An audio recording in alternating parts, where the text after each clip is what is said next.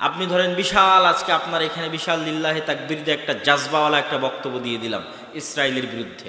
বক্তব্য ঠিক, কথা যৌক্তিক, আপনার রক্ত গরম হলো, আমার রক্ত গরম হলো, সুন্দর বক্তব্য দিলাম। কিন্তু ইসরায়েলের সাথে কবে যুদ্ধ হবে, আদৌ যুদ্ধ হওয়ার সম্ভাবনা আছে কিনা এর কি গ্যারেন্টি আছে? কিন্তু 24 ঘন্টা কার সাথে যুদ্ধ হচ্ছে? প্রতি সেকেন্ডে কে আমাকে পথভ্রষ্ট করার চেষ্টা করছে? আমার অন্তর পর্যন্ত পথভ্রষ্ট করার ক্ষমতা কার কাছে আছে? শয়তানের কাছে। তাহলে যে আমাকে 24 ঘন্টার আমাকে পথভ্রষ্ট করার চেষ্টা করছে, ও আমার বড় শত্রু, না যার সাথে কোনোদিন দেখা হবে কি হবে না গ্যারেন্টি নাই সে আমার বড় শত্রু? যে 24 ঘন্টা আমাকে পথভ্রষ্ট করার চেষ্টা করছে ও আমার বড় শত্রু। শয়তানের অস্তিত্ব যদি আমরা বুঝে যাই যে শয়তান পৃথিবীতে আছে এবং শয়তান আমার উপর প্রভাব বিস্তার করতে পারে এবং শয়তান আমাদের আত্মা, আমাদের অন্তর, আমাদের রূহ, আমাদের নফসকে পথভ্রষ্ট করতে পারে, এবার আপনি বুঝবেন আত্মার পরিশুদ্ধতার প্রয়োজন রয়েছে। আত্মা রোগগ্রস্ত, আত্মা ব্যাধিগ্রস্ত, আত্মা রোগী, আত্মা অসুস্থ। কে একে অসুস্থ বানিয়েছে? শয়তান অসুস্থ বানিয়েছে। এবং আত্মা কিভাবে অসুস্থ হয় তাও আপনাকে দেখাই। আমরা দোয়া পড়ি কি? রব্বানা যালামনা আনফুসানা ওয়া ইল্লাম তাগফির লানা ওয়া তারহামনা লানাকুনান্না মিনাল খাসিরিন। হে আল্লাহ, যালামনা আনফুসানা, আমার আত্মার উপর, নাফসের উপর অত্যাচার করেছি। কোনো জিনিসের উপর যখন অত্যাচার করা হয় তখন এটা অসুস্থ হয়ে যায়, ভালো থাকে না। আমরা দোয়ার মধ্যে বলছি যে আল্লাহ গো আমরা অত্যাচার করেছি। কেমনে অত্যাচার হয়? দোয়ায়ে মাসুরার মধ্যে বলছেন আল্লাহুম্মা ইন্নী যালামতু নাফসি, আল্লাহ আমি অত্যাচার করেছি। আমরা আমাদের নাফস, আত্মার উপর অত্যাচার করেছি। কেমনে আপনি আপনার আত্মা এবং নাফসের উপর অত্যাচার করলেন? দেখেন রাসূলুল্লাহ সাল্লাল্লাহু আলাইহি ওয়াসাল্লাম এই অত্যাচারের ধরন বর্ণনা করেছেন যে কিভাবে আমরা নাফসের উপর অত্যাচার করি। তিনি বলেন, ইন্নাল আবদা ইযা আখতা খাতিআতান, যখন কোনো বান্দা একটা গুনাহ করে, নুকিতাত ফি কলবিহি নুকতাতান সাউদা, তখন তার হৃদয়ের উপর একটা কালো দাগ পড়ে যায়। জালামনা, অত্যাচার হচ্ছে অন্ধকার, জুলম অন্ধকার, জুলমা অন্ধকার, কালো অন্ধকার, অত্যাচার অন্ধকার। যখন মানুষ কোনো গুনাহ করে তখন তার হৃদয়ের উপর একটা কালো দাগ পড়ে যায়। ফাস্তাগফারা ওয়া তাবা, যদি তওবা করে, ইস্তেগফার করে, অন্তর আগের অবস্থায় ফিরে যায়। আর যদি তওবা ইস্তেগফার না করে তাহলে কালো দাগ বাড়তে বাড়তে বাড়তে বাড়তে পবিত্র কোরআনে আল্লাহ সুবহানাহু ওয়া তাআলা বলেছেন, কাল্লা বাল রানা আলা কুলুবিহিম খাতামাল্লাহু আলা কুলুবিহিম, কালো কুচকুচে হয়ে আল্লাহ সুবহানাহু ওয়া তাআলার পক্ষ থেকে মোহর মারা হয়ে যায়। একদম নিষিদ্ধ যে সেখানে কোনো দিনের কথা, হকের কথা প্রবেশ করবে এরকম কোনো সুযোগ থাকে না, রাস্তা বন্ধ হয়ে যায়। এই কথা রাসূলুল্লাহ সাল্লাল্লাহু আলাইহি ওয়াসাল্লাম বলেছেন। এইভাবে প্রত্যেকটা কালো দাগ এই হৃদয়ের উপর একটা অত্যাচার। সম্মানিত উপস্থিতি, আত্মার বিশুদ্ধতার যে গুরুত্ব আছে, প্রয়োজনীয়তা আছে, এ কথা স্বয়ং রাসূল বলেছেন, এ কথা স্বয়ং আল্লাহ সুবহানাহু ওয়া তাআলা বলেছেন। দলিল, আল্লাহ সুবহানাহু ওয়া তাআলা পবিত্র কোরআন মাজিদে বলছেন, ক্বাদ আফলাহা মান তাযাক্কা, ওই ব্যক্তি সফল কাম যে তার আত্মাকে পরিশুদ্ধ করল। ওই ব্যক্তি সফল কাম যে তার আত্মাকে পরিশুদ্ধ করল। ইয়াউমা লা ইয়ানফাউ মালুন ওয়ালা বানুন, যেই দিন মানুষের ধন সম্পদ কোনো কাজে আসবে না, যেই দিন মানুষের সন্তান সন্ততি কোনো কাজে আসবে না, ওই দিন একমাত্র কাজে আসবে ইল্লা মান আতা বিকলবিন সালিম, যে পরিচ্ছন্ন পরিষ্কার আত্মা নিয়ে কিয়ামতের মাঠে উপস্থিত হবে, বিশুদ্ধ আত্মা নিয়ে কিয়ামতের মাঠে উপস্থিত হবে। একমাত্র বিশুদ্ধ পরিচ্ছন্ন আত্মাই কিয়ামতের মাঠে মানুষের কাজ দিতে পারে, মানুষের উপকার করতে পারে। রাসূলুল্লাহ সাল্লাল্লাহু আলাইহি ওয়াসাল্লাম বলছেন, আলা ইন্না ফিল জাসাদি মুদগাতুন, শুনে রাখো হে দুনিয়ার মানুষ, এই পুরো শরীরটা যদি একটা সেনাবাহিনী হয়, এই হাত একটা সেনা সদস্য, এই হাত একটা সেনা সদস্য, চোখ একটা সদস্য, নাক একটা সদস্য, কান একটা সদস্য, এগুলো যদি বিশাল সেনাবাহিনীর এক একটা সদস্য হয়, তাহলে এদের প্রধান সেনাপতি হচ্ছে তোমাদের বুকের ভিতরে থাকা একটা গোস্তপিণ্ড। ফাইন সালুহাত সালুহা সাইরুল জাসাদ, যদি এই গোস্তপিণ্ডটা সৎ হয়ে যায়, পরিষ্কার পরিচ্ছন্ন হয়ে যায়, তাহলে বাকি যে সদস্য আছে এরাও ঠিক হয়ে যাবে। আর এটা যদি কলুষিত হয়, নোংরা হয়, অপরিষ্কার অপরিচ্ছন্ন ময়লা হয়ে যায়, তাহলে বাকি অঙ্গ প্রত্যঙ্গ কোনোদিন ঠিক থাকতে পারবে না। কেননা বাকি অঙ্গ প্রত্যঙ্গ এই হৃদয়ের কথাই চলে, এর আদেশে চলে, এর অনুসরণে চলে। অতএব তোমাদের জন্য জরুরি কর্তব্য হচ্ছে এটাকে পরিচ্ছন্ন করা, এটাকে পরিশুদ্ধ করা, এটাকে প্রশিক্ষিত করা। সম্মানিত উপস্থিতি, আল্লাহ সুবহানাহু ওয়া তাআলা পবিত্র কোরআন মাজিদে মানুষের আত্মার পরিশুদ্ধতার গুরুত্ব বলতে বলতে এই পর্যায়ে বলেছেন যে রাসূলকে পাঠানোই হয়েছে সাহাবীদের আত্মাকে বিশুদ্ধ করার জন্য। আল্লাহ রাসূলের আত্মা তো আল্লাহ জিবরাইল দিয়ে জমজমের পানি দিয়ে পরিষ্কার করে দিলেন, সাহাবীদের আত্মাকে কে বিশুদ্ধ করবে? রাসূল সাল্লাল্লাহু আলাইহি ওয়াসাল্লাম বিশুদ্ধ করবেন। যেমন আল্লাহ সুবহানাহু ওয়া তাআলা পবিত্র কোরআন মাজিদে বলছেন, হুয়াল্লাযী বাআসা ফিল উম্মিয়িনা রাসূলা, সেই সত্তা যিনি তোমাদের মধ্যে রাসূলকে প্রেরণ করেছেন। কেন জানো? ইয়াতলু আলাইহিম আয়াতিহি, আল্লাহর কিতাব কোরআন থেকে তোমাদের মাঝে আয়াত পড়ে শোনাবে, ওয়া ইউযাক্কিহিম, এবং তোমাদের আত্মাকে পরিচ্ছন্ন করবে, বিশুদ্ধ করবে, পরিষ্কার করবে। এই জন্য তোমাদের মধ্যে পাঠানো হয়েছে। সকল কিছুর মূল হচ্ছে আমাদের আত্মা, আমাদের হৃদয়, আমাদের রূহ। সম্মানিত উপস্থিতি, যেহেতু সকল কিছুর মূল আমাদের আত্মা, আমাদের হৃদয়, আমাদের রূহ এবং আমাদের যাবতীয় দুনিয়াবী এবং পরকালীন সফলতার মূল ভিত্তি আমাদের রূহ, আমাদের নফস, এবং যেহেতু শয়তান আমাদের শত্রু এবং শয়তানের কন্ট্রোল ক্ষমতা আছে আমাদের রূহের উপর, নফসের উপর, এবং 24 ঘন্টা শয়তান আমাদেরকে পথভ্রষ্ট করতেছে, সেহেতু আমাদের কি প্রয়োজন নেই যে আমরা শয়তানের বিরুদ্ধে যুদ্ধ করার জন্য আমাদের এই রূহ, আমাদের এই নফস, আমাদের এই আত্মাকে পরিশুদ্ধ করব? প্রয়োজন আছে না নাই? আমাদের আত্মাকে প্রশিক্ষিত করব, প্রয়োজন আছে না নাই? আছে। তাহলে কিভাবে আমরা আমাদের আত্মাকে পরিষ্কার করব, পরিচ্ছন্ন করব, প্রসিদ্ধ করব, প্রশিক্ষিত করব? এ বিষয়ে দেখি রাসূলুল্লাহ সাল্লাল্লাহু আলাইহি ওয়াসাল্লাম কি বলেন এবং আল্লাহ সুবহানাহু ওয়া তাআলা কি বলেন। সম্মানিত উপস্থিতি, আত্মাকে পরিশুদ্ধ করার ক্ষেত্রে 1 নাম্বার জরুরি কর্তব্য, রূহ নফসকে পরিশুদ্ধ করার ক্ষেত্রে 1 নাম্বার জরুরি কর্তব্য তাওহীদ। এই আত্মার সবচেয়ে বড় সমস্যা হচ্ছে এই আত্মা দাসত্ব পছন্দ করে, ভীত সন্ত্রস্ত হয়ে যায়। কেননা আল্লাহ সুবহানাহু ওয়া তাআলা আমাদের ভীত করেই সৃষ্টি করেছেন। ইন্নাল ইনসানা খুলিকা হালুআ, মানুষ হচ্ছে ভীত জীব, সন্ত্রস্ত জীব। যেহেতু আমরা ভীত সন্ত্রস্ত, এই জন্য আমরা দাসত্ব গ্রহণ করি খুব দ্রুত, এবং পৃথিবীর প্রতিটা মানুষই, প্রতিটা আত্মাই দাস, গোলাম। কিভাবে? যেমন আপনাকে যদি বলি যে এই চাকরিটা হারাম চাকরি, ছাড়তে হবে, আপনি বলবেন যে হারাম চাকরি ছাড়ে যদি বেতন বন্ধ হয়ে যায়, ইনকাম বন্ধ হয়ে যায়, আমার ছেলে মেয়েকে আমি খাওয়াবো কি? তাহলে আপনি দাস, গোলাম, সৎ সাহস নেই, আপনার হৃদয় বিক্রি হয়ে গেছে কিসের কাছে? টাকার। কিসের কাছে? টাকার কাছে। বলেন মুখে দাড়ি রাখলে চাকরি বাদ হয়ে যাবে, তাহলে রিজিকের ভয়ে আপনি দাড়ি কেটে ফেলেছেন। তাহলে এই যে ভীত সন্ত্রস্ততা, এই যে দাসত্ব, এই দাসত্বটা হচ্ছে টাকার কাছে দাসত্ব, হীনম্মন্যতা। এরকম প্রত্যেকটা লেভেলে আমাদের অন্তরে দাসত্ব আছে। যেমন আমি ক্ষমতা ছাড়তে পারছি না, কেন? আমি হচ্ছে ক্ষমতার দাস, গোলাম।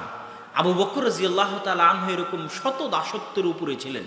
তিনি 100 বার ক্ষমতা ছাড়তে রাজি, 100 বার ক্ষমতা গ্রহণ করতে রাজি, যদি রাসূলুল্লাহ সাল্লাল্লাহু আলাইহি ওয়াসাল্লাম এবং পবিত্র কোরআনের কোনো আদেশে হেরফের হয়, ওই ক্ষমতায় উনি থাকতে ইচ্ছুক নন। কেননা উনি গোলাম বা দাস নন। ওইভাবে তার আত্মাকে উনি পরিশুদ্ধ করেছে। আমরা কেউ মোবাইলের গোলাম, কেউ ফেসবুক, ইউটিউব, টুইটারের গোলাম, কেউ বিড়ি সিগারেটের গোলাম, কেউ মদের গোলাম, কেউ জুয়ার গোলাম, কেউ খেলা দেখার গোলাম, কেউ ভিডিও গেমের গোলাম। যেইটা ছাড়া মনে হয় যে আমি বাঁচতে পারি না, অথচ ওটা ক্ষতিকর, তারপরেও আমি করছি, তো নিশ্চিত জেনে রাখবেন আমি ওটার গোলাম।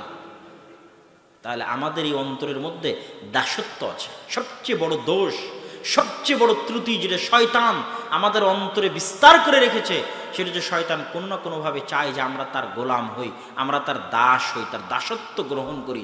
ইবাদুশ শয়তান, সব শয়তানের দাসত্ব গ্রহণ করুক, এটা শয়তান চায়। তাহলে প্রথম মুক্তি আপনার এই আত্মাকে দিতে হবে, দাসত্ব থেকে মুক্তি দিতে হবে।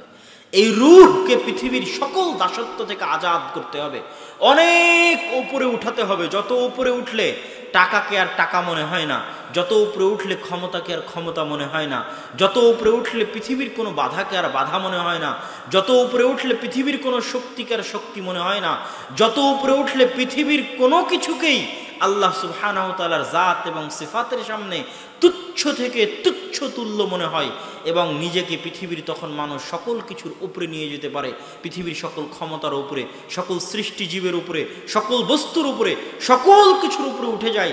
কেননা তখন ও তার আত্মাকে দাসত্ব থেকে আজাদি দেয়, দাসত্ব থেকে মুক্তি দেয়। সেটা হচ্ছে তাওহীদ, কালিমাতু লা ইলাহা ইল্লাল্লাহ। তবে অনুধাবন করে বুঝে, সবাই তো কালেমা পড়েছে, তারপর গোলাম। কেন? কালেমার অর্থ তারা জানে না, আল্লাহকে তারা চিনে না, আল্লাহ কে এই সম্পর্কে তাদের জ্ঞান নেই। এই জন্য আমার ওই বক্তব্য শুনতে হবে, আল্লাহ কে, আল্লাহ কাকে বলে, আল্লাহর পরিচয়, তাওহীদ কি, বিস্তারিত আলোচনা করা আছে বক্তব্যের মধ্যে। সেটা শুনলে আপনি আপনার আত্মাকে শয়তানের দাসত্ব এবং পৃথিবীর আর যত শয়তানের অস্ত্রপাতি আছে, এই যে মদ, জুয়া, নারী, টাকা পয়সা, ধন দৌলত, ক্ষমতা, রুজি রুটির ভয়, এগুলো সকল দাসত্ব থেকে আপনি উপরে উঠবেন। রুজির ভয় দেখানো শয়তানের কাজ। আল্লাহ কোরআনে বলেছে যে শয়তান তোমাদেরকে কিসের ভয় দেখাবে? রুজির ভয় দেখাবে। কেন? আমরা দুর্বল। তাহলে প্রথম আমার আত্মাকে মুক্তি দিতে হবে শয়তানের দাসত্ব থেকে, টাকা পয়সার দাসত্ব থেকে, নারীর দাসত্ব থেকে, ক্ষমতার দাসত্ব থেকে, মোবাইলের দাসত্ব থেকে, ভিডিও গেমের দাসত্ব থেকে, ফেসবুক ইউটিউবের দাসত্ব থেকে, জুয়ার দাসত্ব থেকে, যাতে আমি নিজের ইচ্ছা মতো, নিজের সিদ্ধান্ত মতো কিছু করতে পারি। আমার নিজের সিদ্ধান্ত আমার কন্ট্রোলে থাকে না, তাহলেই তো আমি দাস।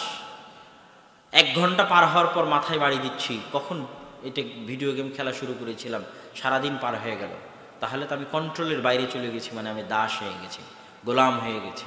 সম্মানিত উপস্থিতি, এবার দ্বিতীয় পয়েন্ট, যেটা আমাদের আত্মাকে পরিশুদ্ধ করবে, প্রশিক্ষিত করবে, শয়তানের বিরুদ্ধে লড়াই করতে সহযোগিতা করবে, সেটা হচ্ছে সালাত। এটা শুনলে মানুষের কাছে আশ্চর্য লাগে। সিরাজগঞ্জে বক্তব্য শেষ করে বের হলাম, একজন ভাই আমাকে বলছে যে আব্দুল্লাহ ভাই, আপনার সাথে আমার পার্সোনাল একটু কথা আছে, একটু আড়ালে বলতে হবে। বলেন। আমি একটু আড়ালেই গেলাম। তো উনি আমাকে বললেন যে তিনি অনেক গুনাহে লিপ্ত, তার মধ্যে অবৈধ সম্পর্ক, জেনার সম্পর্কে তিনি লিপ্ত। এটার থেকে তিনি বাঁচতে চান, কেমনে বাঁচবেন জানা নেই। আমি বললাম যে এইটার থেকে বাঁচার জন্য আলাদা কোনো টিপসের প্রয়োজন নাই, শুধু এইরকম বড় গুনাহ নয়, আমরা যারা জীবনে যত গুনাহের সাথে লিপ্ত আছি, প্রত্যেক গুনাহের থেকে বাঁচার জন্য আলাদা কোনো টিপস, আলাদা কোনো কৌশল পরে। আমি বললাম আপনি কি 5 ওয়াক্ত সালাত জামাতে আদায় করেন? বললেন না, 5 ওয়াক্ত সালাত জামাতে আদায় করা হয় না। 5 ওয়াক্ত সালাত জামাতে আদায় করা, এই আত্মাকে একটা কাজ দেওয়া। যখনই আপনি বসে থাকবেন, আপনার কোনো কাজ নাই, তখন এই আত্মার উপর সবচেয়ে বেশি কন্ট্রোল ক্ষমতা থাকবে কার? শয়তানের। তাহলে যখন কোনো কাজ নাই, অলস বসে আছে, তখন তো ওকে শয়তান গ্রেফতার করবেই। কিন্তু এই জন্য রাসূলুল্লাহ সাল্লাল্লাহু আলাইহি ওয়াসাল্লাম বলেছেন যে কেউ যদি টানা 40 দিন 5 ওয়াক্ত সালাত জামাতে তাকবীরে তাহরিমার সাথে আদায় করে, তাহলে ওর আত্মা মুনাফিকি থেকে মুক্ত, জাহান্নামের আগুন থেকে মুক্ত। আল্লাহ! কেন? এটা একটা প্রশিক্ষণ, অনেক বড় প্রশিক্ষণ। এই আত্মাকে একটা কাজ দেওয়া হয়েছে, প্রশিক্ষণ দেওয়া হচ্ছে যে তোমাকে লড়াই করতে হবে শয়তানের বিরুদ্ধে। এবং প্রত্যেকটা ওয়াক্ত সালাতে যখন কেউ জামাতে যায়, তখনও শয়তানের বিরুদ্ধে যুদ্ধ করেই জামাতে যায়। এবং এক একটা যুদ্ধ তৃতীয় বিশ্বযুদ্ধের চাইতে ভয়ঙ্কর। এক একটা যুদ্ধ, যখন আজান হবে, আজান থেকে নিয়ে জামাত পর্যন্ত 15-20 মিনিট সময়ে প্রত্যেকটা ওয়াক্তে এত অসংখ্য কাজ শয়তান আপনার ব্রেনে, আপনার মনে, আপনার মাথার উপর, আপনার স্ত্রী এসে একটা বলছে, ছেলে এসে একটা বলছে, আপনার মনের মধ্যে আর একটা চলছে, আর 2 মিনিট যাই না, এটা আগে করি না, আচ্ছা কালকে থেকে শুরু করব, এই ওয়াক্ত না হয় মিস দেই। অসংখ্য বাধা শয়তান আপনার মনের সামনে দাঁড় করাবে, যাতে আপনার আত্মাকে দিয়ে আপনি কোনো কাজ না করাতে পারেন। অলস বসে থাক। অলস বসে থাকলে ওই আত্মাকে কাজে লাগানো শয়তানের জন্য সহজ হয়। তাহলে এটা তৃতীয় বিশ্বযুদ্ধের চেয়ে ভয়ঙ্কর। এবার যখন একটা আত্মা টানা 40 দিন 5 ওয়াক্ত সালাত জামাতে তাকবীরে তাহরিমার সাথে আদায় করবে, মাঝখানে গ্যাপ নাই, গ্যাপ দিলে আবার শুরু করবে, এটা আমার এবং আপনার জন্য চ্যালেঞ্জ। জীবনে তো অনেক কিছু করেছেন, এটা চ্যালেঞ্জ গ্রহণ করেন, মাত্র 40 ডেজ, মাত্র 40 দিন 5 ওয়াক্ত সালাত তাকবীরে তাহরিমের সাথে আদায় করতে হবে। যুবকেরা কত হাম্বি তাম্বি করে, আমি এটা করব ওইটা করব, অনেক কিছু হয়ে গেছে, এই সেই, আমার 1 লক্ষ ভিউ, 5 লক্ষ ভিউ, উমুক তুমুক, অনেক কিছু। তোমার যদি হিম্মত থাকে করো দেখি। 40 দিন সালাত, মাত্র 40 দিন 5 ওয়াক্ত সালাত জামাতে আদায় করতে হবে তাকবীরে তাহরিমার সাথে। যদি কেউ করে তাহলে টানা 40 দিন 5 ওয়াক্ত সালাত সমান 200 ওয়াক্ত সালাত।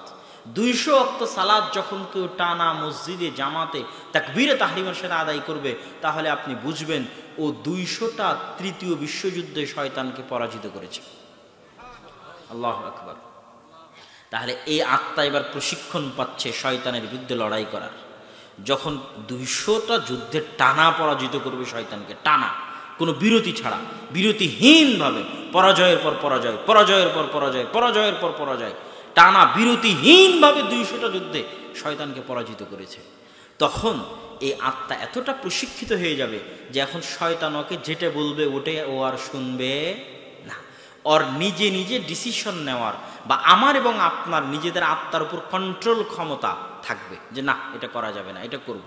এখন তো কোনো কন্ট্রোল ক্ষমতা নাই, শয়তান যা বলছে তাই করছে, যখন যেটা শয়তান করতে বলছে সেটাই করছে। উই হ্যাভ নো কন্ট্রোল পাওয়ার। আমাদের কোনো কন্ট্রোল ক্ষমতা নাই আমাদের নিজের নাফসের উপর, নিজেদের আত্মার উপর। যখন খাবার দেখছি পেট ভরে খেয়ে নিতে হবে, বাস, কোনো কন্ট্রোল নাই। যখন দেখছি মোবাইলে একটা অশ্লীল ছবি আসতেছে ওটা দেখে শেষ করে দিতে হবে, কোনো কন্ট্রোল নাই। যখন দেখতেছি এখানে হারাম টাকা পাওয়া যাচ্ছে ইনকাম করে নিতে হবে, কোনো কন্ট্রোল নাই। যখন দেখতেছি এখানে বিড়ি সিগারেট আছে খেয়ে ফেলে দিতে হবে, কোনো কন্ট্রোল নাই। যখন দেখতেছি এখানে একটা মেয়ের মোবাইল নাম্বার পাওয়া যাচ্ছে ফোন দিয়ে গল্প করতে হবে, কোনো কন্ট্রোল নাই। তাহলে প্রত্যেকটা পদক্ষেপে শয়তান আমাকে যে অর্ডার দিচ্ছে, আমি বিনা দ্বিধায় বিনা চিন্তায় শয়তানের রাস্তায় চলতেই আছি। আর শয়তান ততক্ষণ পর্যন্ত আরামে চালাতেই পারবে যতক্ষণ আপনি আত্মাকে কোনো কাজ না দিবেন। তাহলে আপনি যে গুনাহের সাথেই থাকেন, পৃথিবীর যত বড় গুনাহের সাথে থাকেন, আপনার সবচেয়ে বড় পথ হচ্ছে ওই গুনাহ থেকে বাঁচার। সেটা হচ্ছে গুনাহগুলো হচ্ছে কেন? আপনার আত্মার উপর কোনো কন্ট্রোল ক্ষমতা নেই। এই জন্য কন্ট্রোল ক্ষমতা নাই কেন? আত্মা কোনোদিন শয়তানের বিরুদ্ধে একটা যুদ্ধ জয়লাভ করেনি, তো কি কন্ট্রোল ক্ষমতা থাকবে? তাহলে আত্মাকে জয়লাভ করাতে হবে কি? গুনাহ থেকে বিরত থাকার মাধ্যমে না, ওটা পরে, আগে কাজ কর, তারপরে। গুনাহ থেকে বিরত থাকা অনেক পরে, আগে তুই কর কাজ। কোনো কাজই তো নাই, কি করবে?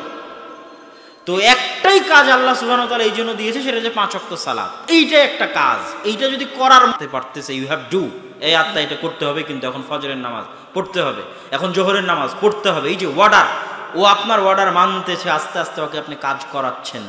এইভাবে যখন সালাতের মধ্যে আপনি পাবন্ধ হয়ে যাবেন এবং অন্তত প্রথম ধাপ কমপ্লিট করবেন 40 দিনের, তখন আপনি আসলে শয়তানের যে কন্ট্রোল ক্ষমতা আপনার আত্মার উপর আছে এটা অনেকটা কমে যাবে এবং আপনার নিজের কন্ট্রোল ক্ষমতা আপনার আত্মার উপর বাড়বে।